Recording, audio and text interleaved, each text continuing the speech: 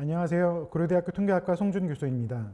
이 강의는 회계 분석에서 자주 사용하게 되는 벡터의 정사용과 최소자승법에 대한 강의에 앞서서 기본적인 수학에 대한 소개를 하고자 합니다. 지난 강의 벡터 공간의 이해를 기반으로 이번 강의에서는 내적 공간과 직교에 대해서 알아보도록 하겠습니다. 우리가 지난 강의에서 벡터 공간에 대해서 배웠었죠. 거기서 하나의 성질을 추가해 봅시다. 디스턴스라는 개념인데요. 거리라고도 하고요. 이 디스턴스 함수가 정의된 공간을 매트릭 스페이스라고 합니다. 먼저 거리 함수는 두 개의 벡터를 인풋으로 받고 아웃풋은 실수를 내보내는데요. 보시다 보면은 이 거리 함수의 정의가 굉장히 내추럴합니다. 첫 번째를 보면 두 벡터의 디스턴스는 0보다 크거나 같고, 두 번째 두 벡터의 디스턴스가 0이면 두 벡터가 같다는 것과 동치이고, 세 번째 V와 W 두 벡터의 디스턴스는 W와 V의 디스턴스와 같다. 네 번째, V와 W 말고 다른 벡터 Z가 또 있을 때 V와 W 사이의 디스턴스는 V와 Z 사이의 거리 더하기 Z와 W 사이의 거리보다 작거나 같다. 여기 옆에 그림을 보시면 되게 쉽게 이해가 되시죠? V와 W가 있고 다른 벡터 Z가 있을 때 V와 W 사이의 거리는 W와 Z 사이의 거리 더하기 Z와 V 사이의 거리를 더한 것보다 작거나 같다. 그래서 우리는 이 네 가지 조건을 만족하는 디스턴스 펑션 D가 있을 때 V를 매트릭 스페이스라고 정의합니다. 그런데 여기 성질을 보시면, 여기 조건들을 보시면 여기서 상수급은 전혀 이용하지 않았어요. 그래서 사실 이 매트릭 공간은 벡터 스페이스가 아니어도 이 거리 함수가 있는 공간이라고 정의를 내리기도 합니다. 이 매트릭이라는 개념이 기하적 구조를 가진 수학적 공간을 다룰 때 가장 기본적인 개념이라고 할 수 있겠습니다. 이 매트릭은 뒤에 배울 norm이라는 것과 매우 유사한 의미를 갖고 있는데요. 조금 더 큰 개념의 정의입니다. 그리고 앞에서 말씀드린 것처럼 이 거리 함수는 벡터 공간이 아니어도 잘 정의될 수가 있어요. 예를 들어서 어떤 집합 V가 0, 1, 2, 3, 4, 5 이렇게 6가지 원소들만을 갖고 있을 때 이 V는 벡터 공간이 아니죠. 근데 거리 함수를 이렇게 정의해 볼게요.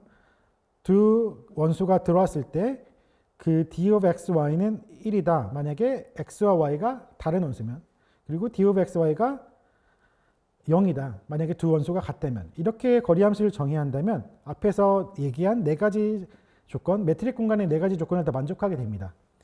그래서 이렇게 매트릭 스페이스를 좀 더 임의의 공간에서 정의를 내릴 수 있고, 나중에 통계학을 다 공부하다 보면은 확률 분포 공간이라는 것도 나오게 되는데, 이런 확률 분포들의 공간은 이런 매트릭 스페이스로 다룰 수 있습니다. 그 다음은 norm입니다. 벡터의 크기라고 생각하시면 되는데요. 이 벡터 공간에 이 norm이라는 함수를 가진다면 우리는 그 벡터 공간을 norm space라고 합니다. 이것도 굉장히 내추럴하게 핵심 성질을 모아놓은 건데요. norm은 항상 0보다 크거나 같고, norm이 0이라면 그 벡터는 0 벡터다. 그리고 세 번째, 이 부분이 매트릭 공간에서 조금 추가된 성질인데요. 상수곱을 한 다음에 norm을 씌우면 이 상수곱이 절대값이 붙여져서 나오는, 이렇게 상수곱이 어느 정도 유지가 되는 그런 성질을 갖고 있고요.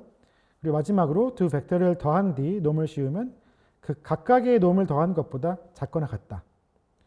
그림에서 보시면 V와 W 벡터가 있을 때 V 플러스 W만큼, V에서 W만큼 그걸 움직이면 이 평행세 반영의 그 끝점, 이런 대각선 방향이 되겠죠.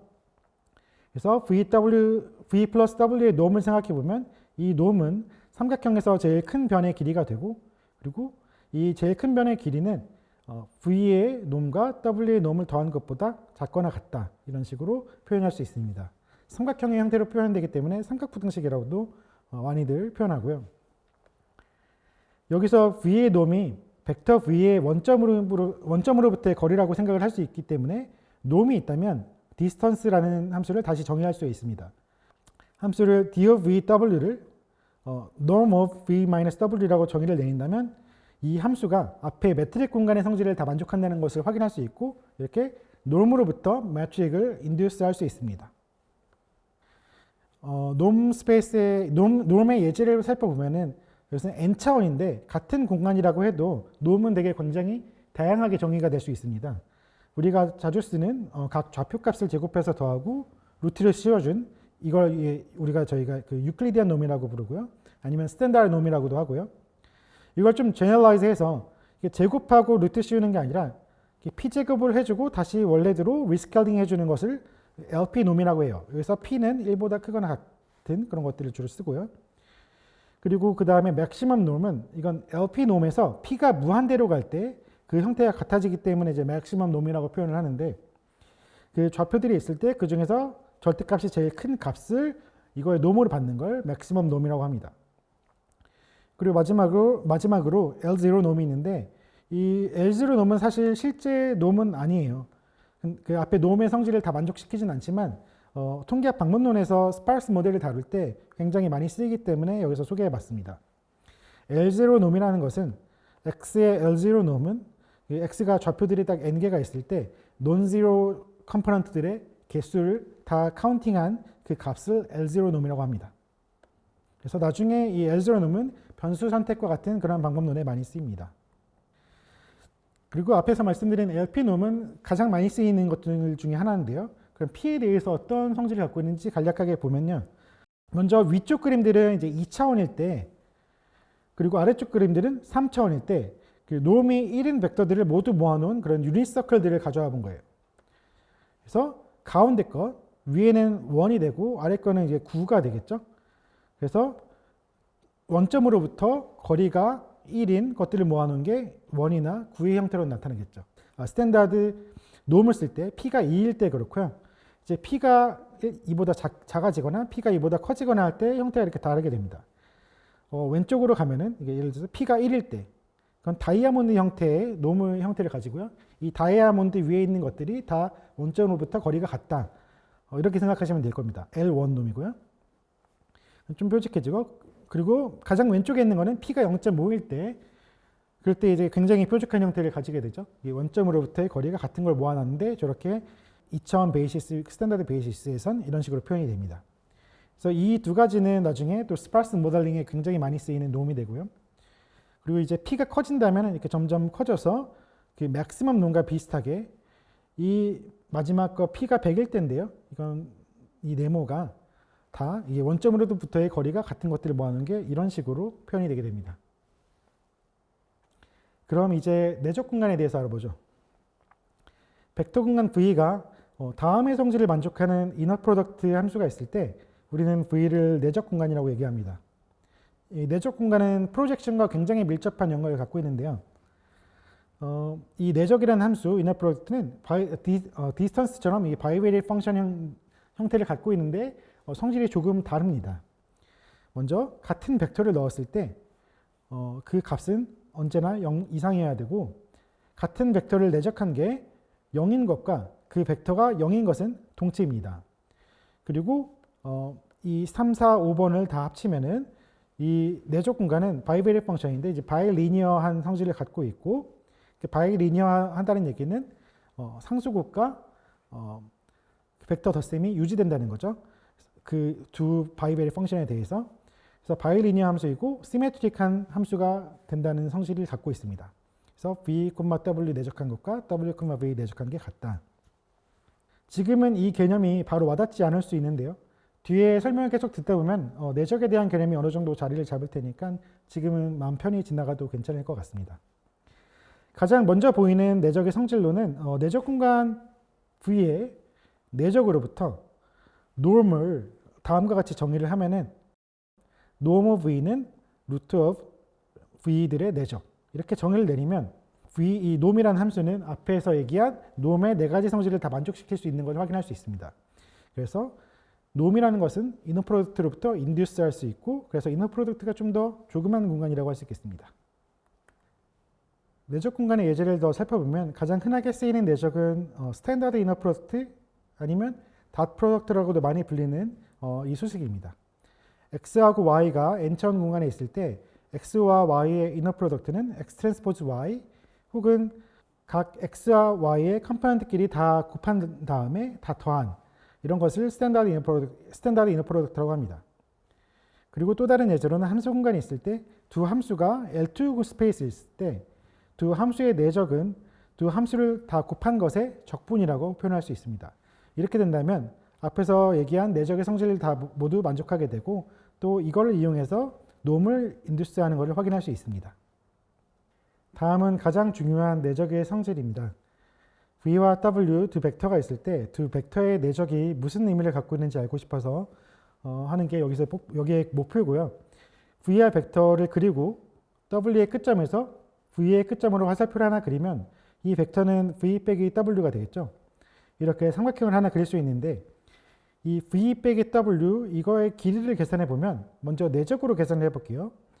V 빼기 W의 놈 제곱은 V 빼기 W를 V 빼기 W와 내적한 값이 되고 내적의 성질은 그 바이리니어리티 이용해서 이거는 그럼 V, V의 내적 W, W의 내적 빼기 2 곱하기 V와 W의 내적이 됩니다.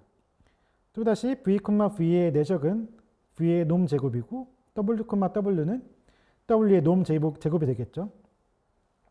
이렇게 내적을 통해서 계산했는데 여기서 우리가 중고등학교 때 배운 삼각형의 코사인 법칙을 이용해서도 이 V 빼기 W의 길이를 계산할 수 있습니다. V 빼기 W의 놈 제곱은 삼각형의 한 변의 길이의 제곱은 다른 두 변의 길이의 제곱의 합과 2 곱하기 한 변의 길이 그리고 또 다른 한 변의 길이 그리고 코사인 세타를 곱한 값을 빼주는 게 삼각형의 코사인 법칙이죠. 여기 수식대로 얘기를 하자면 V 빼기 W의 놈 제곱은 V 놈 제곱 더하기 W 놈 제곱 빼기 2 곱하기 V의 놈 곱하기 W의 놈 곱하기 코사인 테이라. 그래서 이 둘을 합쳐버리면 V와 W의 내적은 V의 놈 곱하기 W의 놈 곱하기 코사인 테이라 이런 식으로 되는 것을 확인할 수 있습니다. 그리고 코사인 세타를 그럼 다시 쓰면 이 코사인 테이라의 테이라는 V와 W의 그 각을 얘기하고요.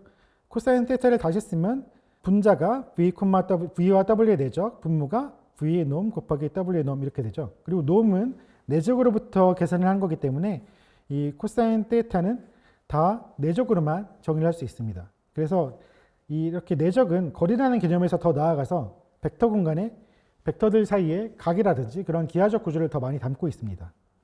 코사인 함수를 조금 더 전개해 보면 이 코사인 함수는 V를 V의 크기로 나눠준 벡터와 그리고 W를 W의 크기로 나눠준 벡터 사이의 내적인 것을 확인할 수가 있죠. 이렇게 그 벡터를 그 본인 자체의 크기로 나눠주는 것을 normalize 한다고 보통 표현을 합니다.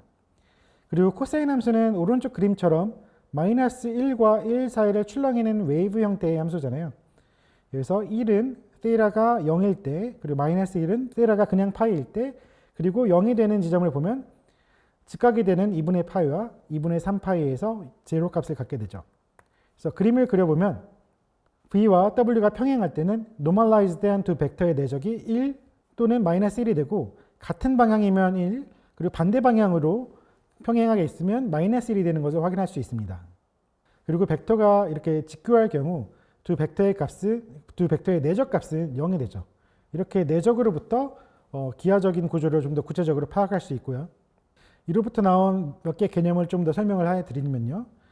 먼저 단위 벡터라는 게 있는데요. 단위 벡터는 되게 간단하게 그 벡터의 길이가 벡터의 놈이 1인 경우 우리는 그 놈을 단위 벡터라고 부르고요.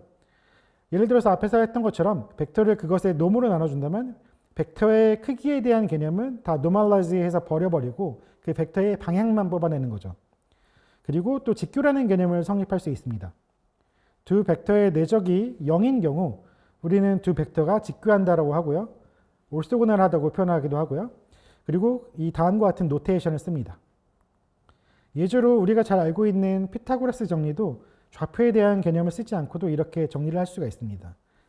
두 벡터 합의 길이의 제곱은 각 벡터의 길이의 제곱의 합과 같다. 이런 식으로 직각 형태가 된다면 그 두 벡터의 합의 길이를 이렇게 간단하게 설명을 할 수 있고요. 증명은 아래에 써둔 것처럼 그 V, W 이 내적 값이 0인 것을 이용해서 되게 쉽게 증명을 할 수가 있습니다. 그리고 우리가 기저를 배울 때 기저의 원소들이 각각 축을 담당한다고 했었죠. 근데 만약에 그 축들이 만약 서로 직교한다면 그 사이에 내적 값이 되기 때문에 계산이 굉장히 편해지는 게 많습니다. 그래서 가능하다면 우리가 직교하는 베이시스를 갖고 있는 걸 선호하고요. 그러한 기저를 직교 기저라고 합니다. 기저들이 서로 직교할 때. 그리고 또 우리가 기저를 얘기할 때 기저의 크기보단 방향이 더 중요하잖아요. 기저는 그 벡터의 원소들을 설명하는 것뿐이고 길이는 주어진 벡터가 중요하지 그 기저의 길이가 중요한 게 아니잖아요. 그래서 각 기저의 원소들의 길이가 모두 0인 1인 경우 우리는 그 B를 정규 직교 기저라고 하고 also normal basis라고 합니다. 우리가 자주 쓰는 이런 also normal basis는 스탠다드 베이시스로 이렇게 앞에서 설명드린 E1이 첫 번째만 1이고 나머지가 0인 거, EN이 마지막에 1이고 나머지가 다 0인 이런 것들은 가장 유명한 정규 직교 기저의 예제 중에 하나입니다. 그래서 보시면 이 i와 이 j가 0이거나 만약에 두 개가 다르면 0이고 i와 j가 같으면 1이 되고 그렇게 되겠죠. 이번 강의에서는 내적 공간에 대해 핵심적인 내용만 간략하게 살펴보았는데요. 우리가 데이터를 다룰 때 아무리 복잡한 형태의 데이터라고 해도 대부분 이런 내적 공간 위에 랜덤 오브젝트가 되고 이런 내적 공간 위에서 예측과 분석을 하게 됩니다. 그래서 통계학 공부를 할 때 계속적으로 이 공간을 필요로 하게 될 거예요. 본 강의가 여러분의 공부에 도움이 되시길 바라면서 여기에서 강의를 마치겠습니다. 감사합니다.